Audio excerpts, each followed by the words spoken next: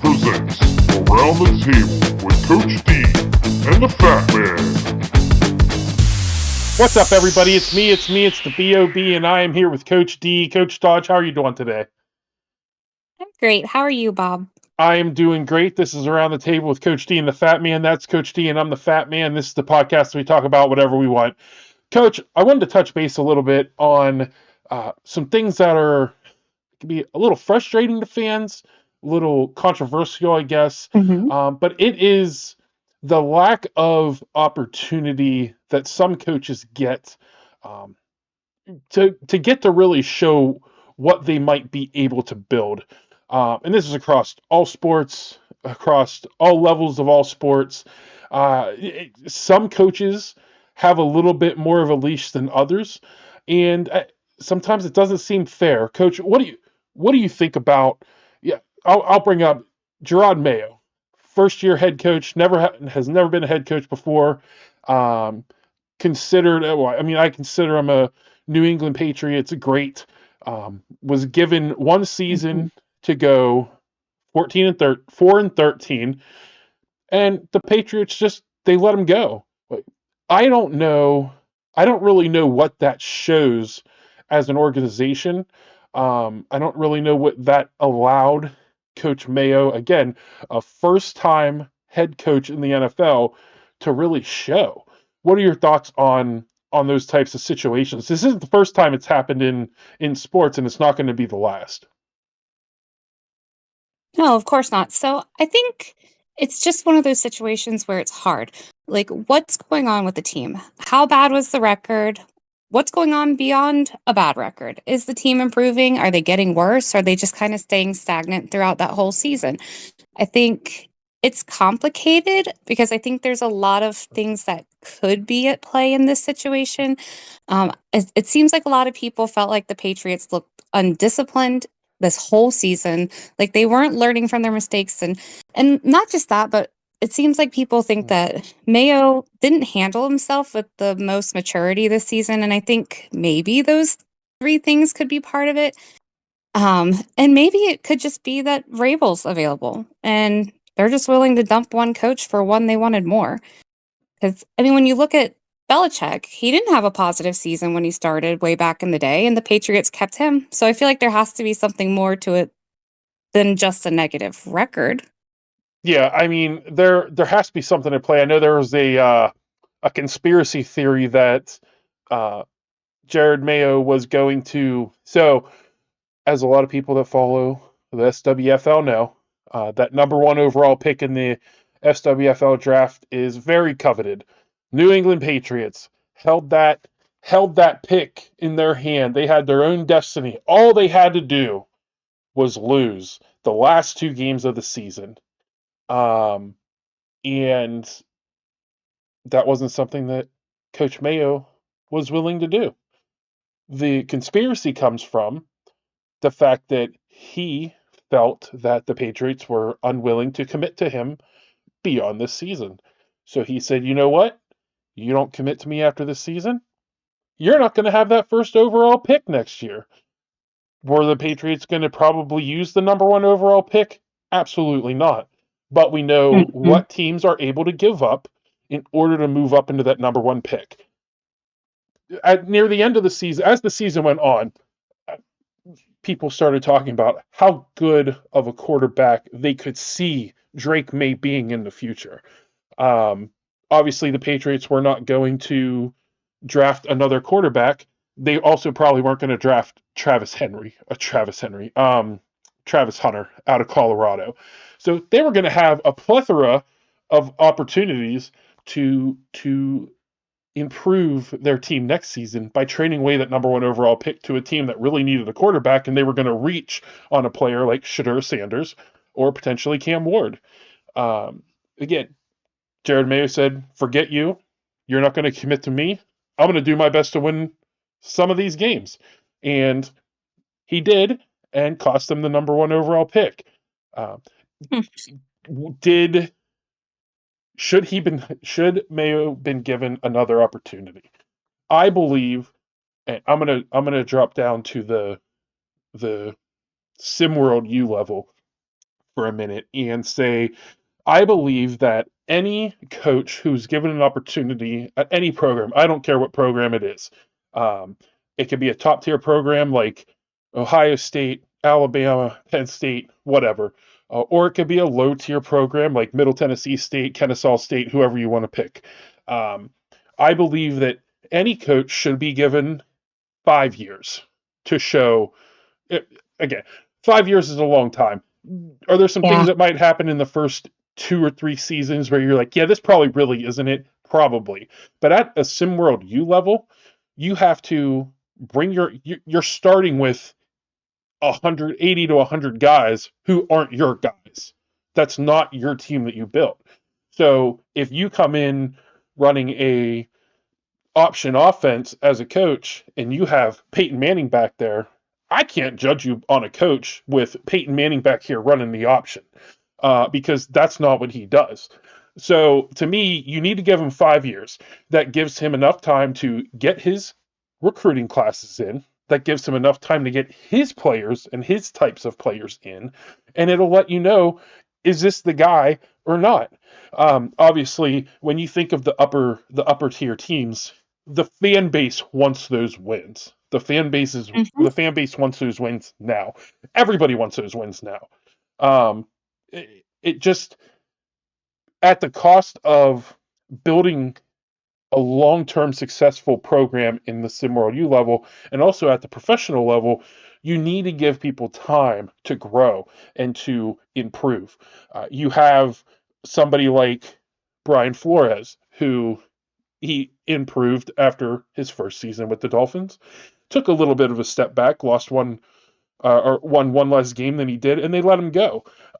What kind of things? There was some controversy that came out of that maybe he wasn't really a player's coach, and we're in a day and age now where you have to be a player's coach in order to really Mhm. succeed. But you have he has been given an opportunity since. He's probably going to get an opportunity this coming season. As a Vikings fan, I hope not. I hope they continue to blackball him as a head coach so that he can remain our defensive coordinator. But that's another subject for another time. But then you look at Dan Campbell. Dan Campbell was the interim coach for the Miami Dolphins. I think it was 2015. I know he replaced Joe Philbin after a couple of games. And did Dan Campbell have the greatest season as the interim coach? Absolutely not. He was not given the opportunity to come back and try. However, fast forward 4 years ago, he came to the Detroit Lions. He had a 3-win season. What were the Lions tired of? They were tired of being the Lions. They were tired of being the team that are constantly flipping coaches because something wasn't going right. What'd they do? They gave him another opportunity the next season, improved to 9 wins. Okay, great. This is awesome. We made a great choice. Next season, 12 wins. Next season, 15 wins. So is every single story going to be like that? Absolutely not. But if you don't give somebody time that one season is not enough to instill your program, your your beliefs as a coach into the players. Again, are there Mhm. going to be things that get you as a owner or you as an athletic director go, yeah, this really isn't going to work out? Absolutely, there's going to be some things that uh, look at Urban Meyer when he was with the Jacksonville Jaguars, things that he was doing, cheating on his wife out in public, people taking pictures of him cheating on his wife, and all that. Like, yeah, that's probably not the guy that you want running your team. Um, but again, you see with the Dan Campbell situation where he was given the opportunity after having a 3-win season to continue to improve, and they gave him the resources. People want to go to Detroit now. You look at the Minnesota Vikings. Kevin O'Connell, he's done a great job. Um, he's done a great job with the Vikings. It hasn't been all sunshine and roses. The type of system that he wants to run is was Kirk Cousins the guy who probably was going to be the best fit for Kevin O'Connell? Absolutely not. The type of program that he wants to run, he probably wants a little bit of a more athletic quarterback, and now he got that in a player of Sam Darnold. I do want to rewind a little bit because I talked about how his first season with the Vikings, or things didn't always necessarily go the way that they wanted to. They lost in the first round of the playoffs. They did win the NFC North in Kevin O'Connell's first season. However, that was also a season where I believe they had 11 games that came down to the wire, 11 games that were a touchdown or less. They could have easily flipped the script like they did the next season where they went 7-10.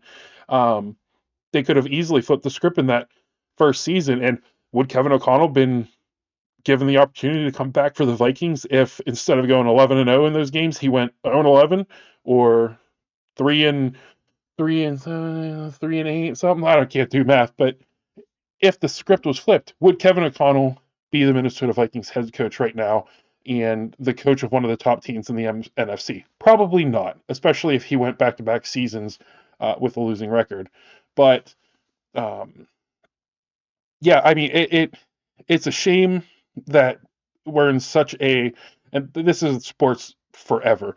You want the wins now. If you don't get the wins now, you need to move on to the next thing. And I just think that if these teams want to get out of this cycle of we're losers, we're always losing, we're always losing, we're always losing, they need to get rid, or they need to start showing consistency and giving those coaches enough opportunity and more opportunity to be able to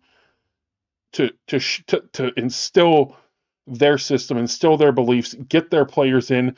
I'll jump back to Jared Mayo for a second. The Patriots have a ton of money to spend this offseason.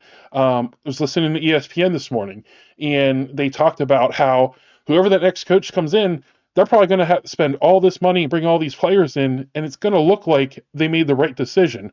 They didn't make the right decision. They just didn't invest in the coach that they had because they saw the shiny new toy they wanted 5 years ago that they had to wait on. That's a good point. Yeah, they have the shiny new object. I want it. No, is he probably going to? Is Mike Vrabel going to succeed? Probably, if he does get the job. But again, it's going to be the Patriots invested in him, unlike how they invested, unlike how they did not invest in Coach Mayo. Well, and I think 5 seasons is a little bit of a lot, but maybe that's because I'm coming from a place of hockey where coaches are gone mid-season. They hop around all the time. It's 5 seasons with a moderately poor coach is not likely to stick around in hockey that long. So 5 seasons seems long to me. I think 1 season is way too short. But then I also think, when you look at a team like the Patriots who had 2 decades, almost 2 decades, of not just going positive, but being super dominant in the NFL period, does that make them pickier on how long they keep a coach? And if it does, is that going to turn them into other teams that follow that same path? And before I give you the mic back, I have a conspiracy theory because you were talking about conspiracy theories, and this is my last theory on the whole Patriots thing. But maybe, just maybe, there might be a curse of going 4-13. Belichick went 4-13 last year, and they parted ways. And Mayo, Patriots went 4-13 under him. So just saying, it could be bad numbers. The curse of Belichick. The curse of Belichick. Write it down. Write it down. Mark it. Coach D. The curse of Belichick for the Patriots. If the Patriots never win more than 4 games in a season, you know why. Well, Coach, I appreciate you. I appreciate you letting me rant there a little bit. I appreciate your additions to our conversation. Do you have any final words for the people? No, let us know how long you think a team should keep a coach. Yeah, do you think the Patriots are right in what they're doing? Yeah, let us know. Let us know. Is there a team in the past that you think maybe a team that we haven't mentioned that maybe gave up on somebody too soon, or that maybe there was a player that or somebody who should have gotten an opportunity that didn't, and maybe no, I'm not going to go. I was going to go down a Brett Favre situation. It doesn't matter. We're not going to talk about Brett Favre. Coach Dodge, I appreciate you as always. I hope everybody has a great rest of their week. Bye.